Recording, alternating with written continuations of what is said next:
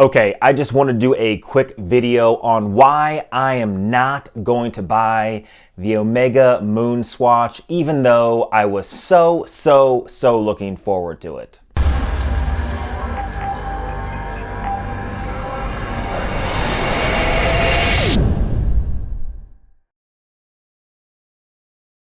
Now, this is a different studio setup than a lot of my other viewers would recognize. Basically, I'm in a new place right now. I moved into a new place last week.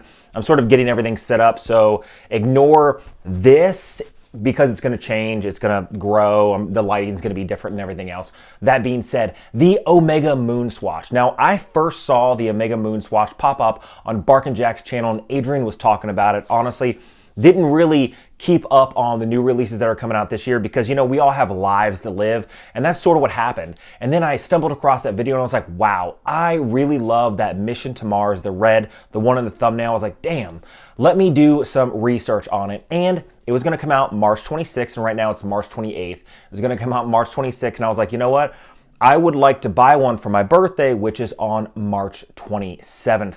Well, when everything came out on March 26th, it was a mad frenzy. Lines everywhere. Now, the Moonswatch itself is a $260 watch. It is a Swiss quartz movement in a collaboration between Omega and Swatch. Now, everybody knows Swatch is not high-end in the least bit compared to Omega. So the pure fact that they put these two watch brands together was sort of, you know, a pretty awesome collaboration because it gave people the ability to have some sort of luxury-esque watch at an affordable price. Now, $260 is a very affordable price, a very obtainable price to have something with the Omega logo on it. They went as far to put an S on the outside of the crystal, sort of like the Omega sign is on the Omega Speedmaster, again, the original Moonwatch.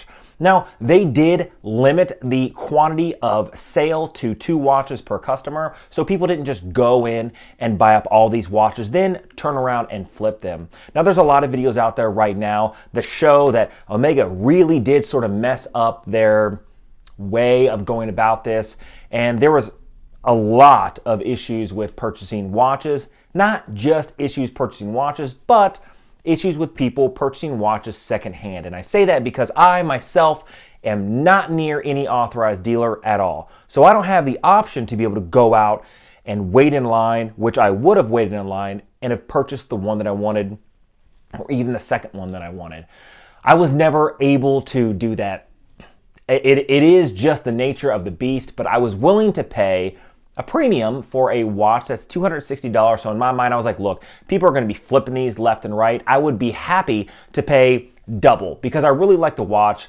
You know, for me, $600 really isn't a big deal to buy a really cool watch that I plan to hold on to, that I could review on this channel and keep for nostalgia purposes because I just love space, moon watches and stuff like that. That's exactly why I did the undone Snoopy Aces, and I plan on getting a Speedmaster in the future. And I was like, okay, this is a nice introductory watch into Omega since I've never owned an Omega. Now, I have done reviews on my buddy's Omega Speedmaster, which I plan on doing another review on it in the future because I also have a Bugatti design homage to the Speedmaster. I'm going to compare the two. Anyway, that being said, I really wanted to buy this watch. Well, when I started to see what all these flippers were trying to sell them on Chrono24 and eBay and all these secondary gray market seller-to-seller sites, I was like, this is insane. Not only is it insane, look, people are going to pay what they want for the hype, but it started to remind me of the brand Supreme. Now, Supreme is known for releasing a limited quality of products at a specific time, at a specific location, and really builds up the hype. Right? So much to where you may spend $400 on a crowbar, just a standard crowbar, a $20 crowbar you could buy at Lowe's or Home Depot or your hardware store, and then it's painted the Supreme red and it has the Supreme name on it. And people were lining up in line to go spend $400 so they could be the first one to have this item. Well, that's sort of what happened with Omega. Then people followed the hype train and they went and started putting them on auction sites like eBay and allowed the purchasers to then dictate how much the watches were worth. Okay, fine. If you want to bid on a watch and you want to keep going and keep going and keep going and keep going because you want it in hand right now, fine, that's on you. Allow the market to dictate for these auction sites how much the thing's worth, right? Even though I have sort of an issue with the fact that you know, people can pay whatever they want with their money. Look, if you want to spend $1,000 on something that's worth $260, then that's fine. I was willing to spend $600 on something that I could have purchased for $260. But for me to do that, I would have had to buy plane tickets and hotel rooms, and it just wasn't really worth it, which is why I was willing to pay the premium. However, what ended up happening is on eBay, the people who began bidding began to run these bids up so high, it surpassed $1,000, $1,200, $1,300, $1,400, $1,500 for a $260 watch, right? Simply because of that massive, giant hype. People are out of their goddamn minds. Now, what really bothered me during all of this is, okay, if people want to spend that on an auction because you sort of get this bidding frenzy and they're like, oh no, I gotta have it, I gotta have it, I gotta have it. What bothered me was when people started saying, okay, now these watches are being bid on for $1,500. So I'm gonna take my Omega Moonswatch $260 watch and I'm going to post it for $2,000 or $2,500. They're asking $2,500 10 times. This isn't a Rolex, guys. It's an Omega Swatch, right? It's not even a stainless steel case. It's like a polycarbonate case, like a plastic case that Swatch is known for, right? It was supposed to be something that was really cool, really gave you this really cool, nostalgic Omega Swatch feel, a nice collaboration with some cool colors and stuff like that. And then it became out of control. And then I was like, wait a second, I could buy a used Omega Speedmaster Professional, right?